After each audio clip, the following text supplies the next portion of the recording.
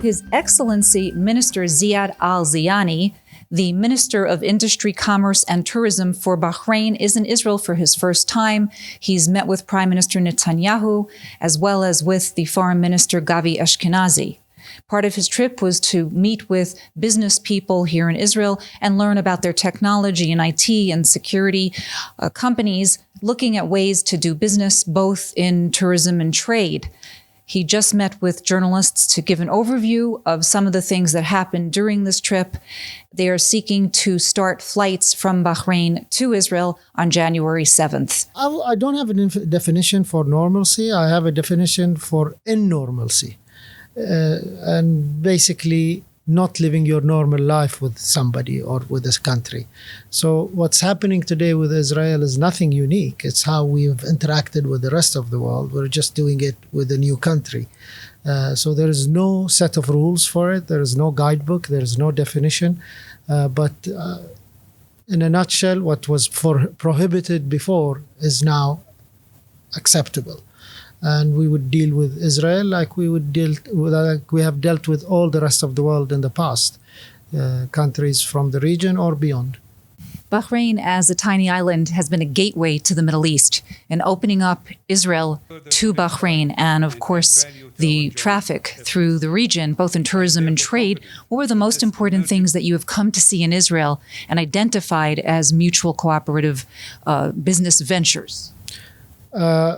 Innovation, IT, banking and finance, and SMEs. I think these are the main sectors that we'd like to focus on. Tourism is another, but that's maybe a bit more detached because it will mainly happen through exchange and physical travel of people. And now with Corona, maybe it's not the right time to do it, but eventually it will happen.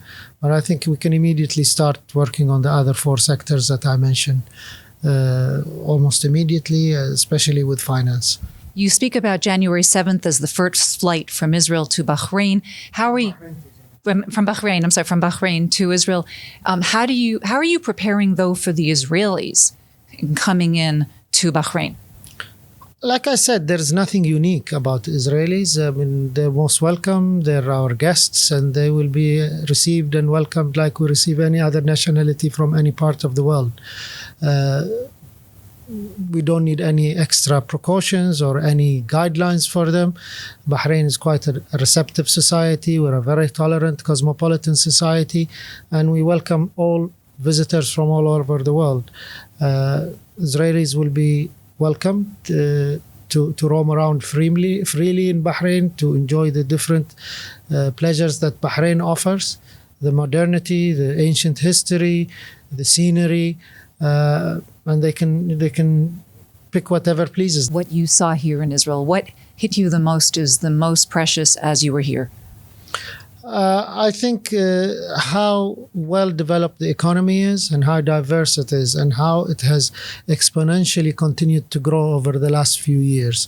When you look at it graphed out on a chart, you see an actual acceleration and takeoff.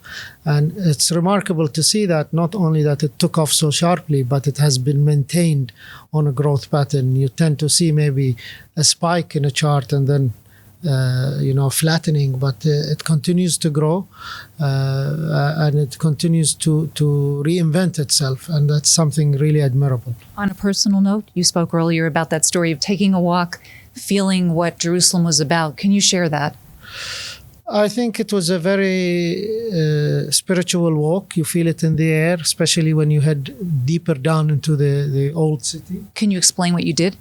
I just went for a walk and through the city, and unfortunately most of the places were closed in the evening, but I enjoyed how well laid out it is, how clean it is, how well signed it is, and as you get deeper into the old city, you feel the spirituality in the air. I think it's very unique to have one site, to have so many holy sites on one site, and it's something definitely unique in the world. This is Felice Friedson reporting for the Media Line.